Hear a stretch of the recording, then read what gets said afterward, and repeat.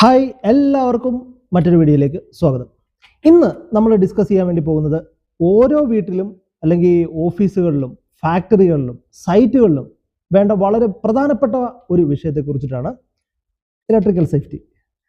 അതായത് ഒരു ചെറിയ അശ്രദ്ധ അല്ലെങ്കിൽ ഒരു ചെറിയ മിസ്റ്റേക്ക് ചിലപ്പോൾ ഒരു മനുഷ്യന്റെ ജീവൻ വരെ നഷ്ടപ്പെടാൻ കാരണമായേക്കാം, അല്ലേ? എല്ലാവർക്കും നമുക്ക് അറിയാവുന്നതാണ്. അപ്പോൾ അതുകൊണ്ടാണ് പറയുന്നത് safety is not an option, it's our responsibility എന്ന് പറയുന്നത്. അപ്പോൾ ഇന്ന് ഈ വീഡിയോയിൽ ഇലക്ട്രിക്കൽ സേഫ്റ്റി സംബന്ധിച്ച ഏറ്റവും പ്രധാനപ്പെട്ട കുറച്ച് കാര്യങ്ങളാണ് നമ്മൾ ഇന്ന് ഡിസ്കസ് ചെയ്യാൻ വേണ്ടി പോകുന്നത്. വളരെ സിമ്പിളായിട്ടുള്ള രീതിയിൽ നമുക്കത് പോയിന്റ് ബൈ പോയിന്റ് ആയിട്ട് നമുക്ക് മനസ്സിലാക്കാം. അപ്പോൾ നിങ്ങൾ ഈ വീഡിയോയിലേക്ക് പോകുന്നതിന് മുമ്പ് നിങ്ങൾ ആദ്യമായിട്ടാണ് നമ്മുടെ വീഡിയോ കാണുന്നതെങ്കിൽ നമ്മുടെ ചാനൽ മറക്കാതെ സബ്സ്ക്രൈബ് ചെയ്യുക. സബ്സ്ക്രൈബ് ചെയ്യുന്നതോടൊപ്പം തന്നെ അതിൻ്റെ തൊട്ടിപ്പുറത്ത് കാണുന്ന ബെൽ ബട്ടണോടെ മറക്കാതെ പ്രസ് ചെയ്യുക. എങ്കിൽ മാത്രമേ ഞാൻ ഇടുന്ന വീഡിയോസ് അപ്പോൾ തന്നെ നമുക്ക് നോട്ടിഫിക്കേഷനായിട്ട് ലഭിക്കുകയുള്ളൂ. അപ്പോഴെന്തായാലും നമുക്ക് സമയം കളയേണ്ട, നേരെ സബ്ജക്റ്റിലേക്ക് പോകാം.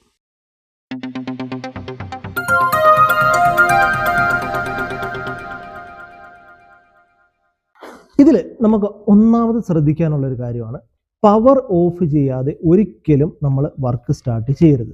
അതായത് നമുക്കറിയാം ഇപ്പോൾ ഇലക്ട്രിക്കൽ ഷട്ട് ഡൗൺ വർക്കുകൾ ഇതൊക്കെ ചെയ്യുന്നതിന് മുമ്പ് ആദ്യം നമ്മൾ ശ്രദ്ധിക്കേണ്ടത് പവർ സപ്ലൈ ഓഫ് ആണോ എന്നുള്ളതാണ്, അല്ലേ? ചിലരെ നമ്മൾ കണ്ടിട്ടുണ്ടാവും, ചെറിയ വർക്കൊക്കെ അല്ല എന്നൊക്കെ കരുതിയിട്ട് സ്വിച്ച് ഒന്നും ഓഫ് ചെയ്യാതെ ലൈവ് ലൈനിൽ തന്നെ ആണ് വർക്ക് സ്റ്റാർട്ട് ചെയ്തിരുന്നത്, അല്ലേ?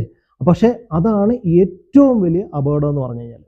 അപ്പോൾ അതുകൊണ്ട് ഈ മെയിൻ്റനൻസ് വർക്കുകളൊക്കെ തുടങ്ങുന്നതിന് മുമ്പ് ആദ്യം ഈ മെയിൻ പവർ ഓഫ് ചെയ്യുക. പിന്നെ അതുപോലെ തന്നെ ലോക്കൗട്ട് ആൻഡ് ടാഗൗട്ട് സിസ്റ്റം കാര്യങ്ങളൊക്കെ ഉപയോഗിക്കുക. പിന്നെ വോൾട്ടേജ് ഒന്നും ഇല്ലെന്ന് നമ്മുടെ ടെസ്റ്ററും കാര്യങ്ങളൊക്കെ ഉപയോഗിച്ചിട്ട് നമ്മൾ എൻഷുർ ചെയ്യണം. അപ്പോൾ ഓർക്കുക, ഈ കറണ്ട് എന്ന് പറയുന്ന സാധനം നമുക്ക് കാണാൻ പറ്റുന്ന ഒന്നല്ല. പക്ഷേ അത് നമ്മൾ സൂക്ഷിച്ചും കണ്ട് നമ്മൾ വർക്ക് ചെയ്തില്ലെങ്കിൽ ഒരൊറ്റ സെക്കൻഡ് മതി നമ്മുടെ ജീവൻ എടുക്കാൻ വേണ്ടിയിട്ട്. അതാണ് ഒന്നാമത്തെ പോയിന്റ്. അത് ഈ ഒരു പോയിന്റ് നിങ്ങൾ ആരും മറന്നു പോകരുത്.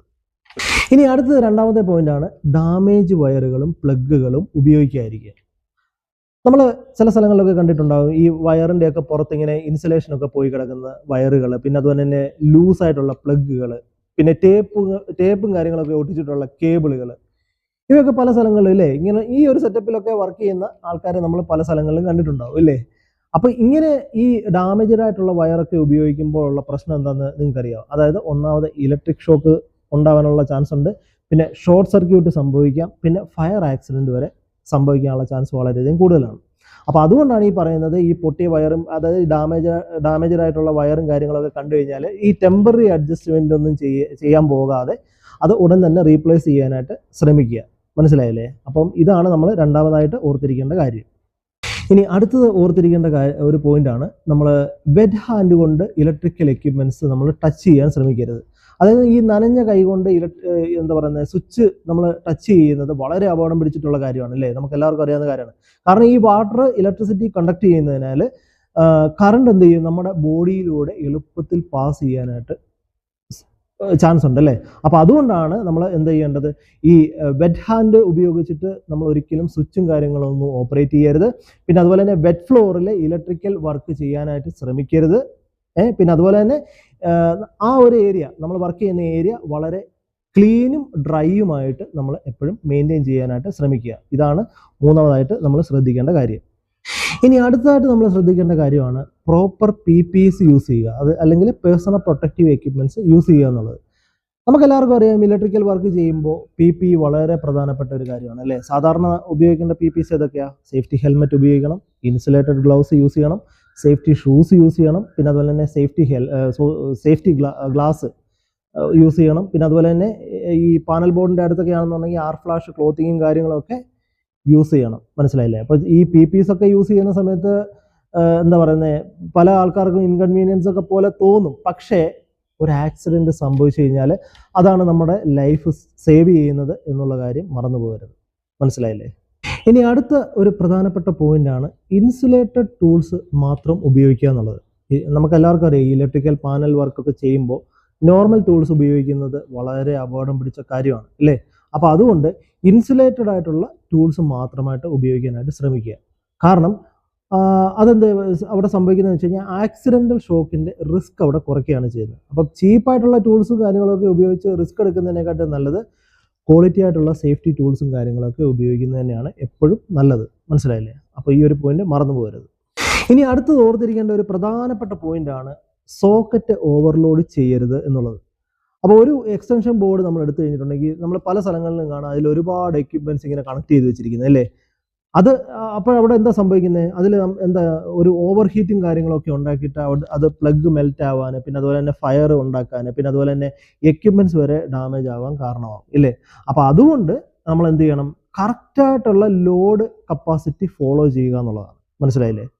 ഇനി ഇതിനെ കുറച്ചുകൂടെ മനസ്സിലാവുന്ന ഭാഷയിൽ ഞാൻ പറഞ്ഞുതരാം. അതായത് ഒരു സോക്കറ്റ് അല്ലെങ്കിൽ ഒരു എക്സ്റ്റൻഷൻ ബോർഡ് എത്ര പവർ ഹാൻഡിൽ ചെയ്യാൻ കഴിയുമോ അതിനേക്കാൾ കൂടുതൽ എക്യുപ്മെന്റ്സ് കണക്ട് ചെയ്യരുത് എന്നതാണ് അർത്ഥം. മനസ്സിലായല്ലേ?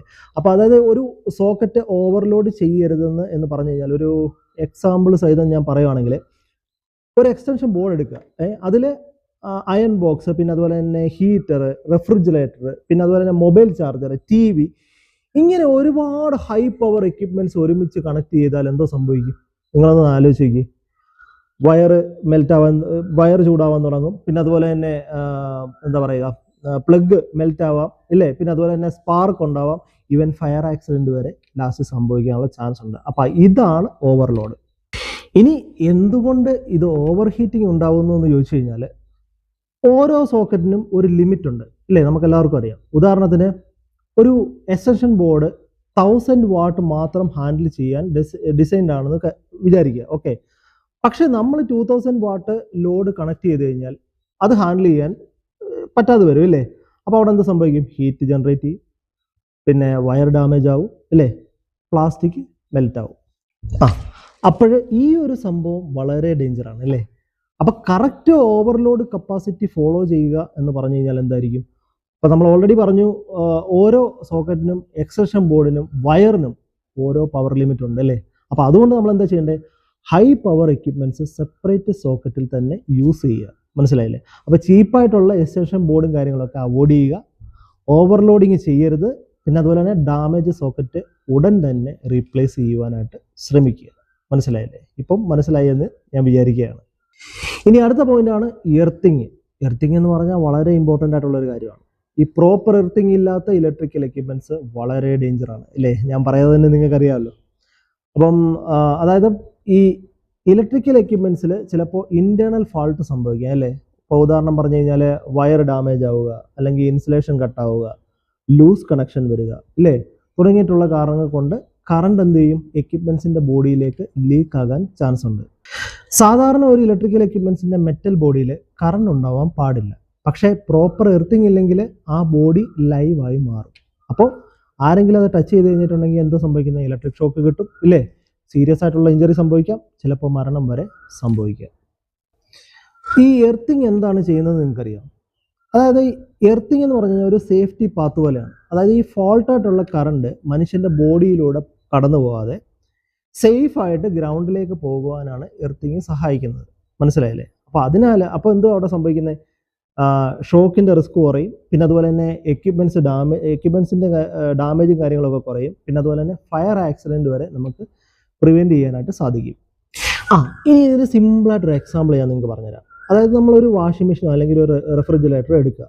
അപ്പോൾ അതിനുള്ളിൽ വയർ എങ്ങനെ ലൂസായി ബോഡിയിൽ എങ്ങനെ ടച്ച് ചെയ്ത് കഴിഞ്ഞാൽ, ഇനി അതിൻ്റെ കൂടെ എർത്തിങ് കൂടി ഇല്ലെങ്കിൽ മെഷീൻ്റെ ബോഡിയിലൂടെ കറണ്ട് പാസ് ചെയ്യാനുള്ള ചാൻസ് കൂടുതലാണ്. അപ്പോൾ നമ്മളെങ്ങനെ അതിലെങ്ങനെ ടച്ച് ചെയ്ത് കഴിഞ്ഞിട്ടുണ്ടെങ്കിൽ എപ്പോൾ ഷോക്ക് അടിച്ചെന്ന് ചോദിച്ചാൽ മതി അല്ലേ.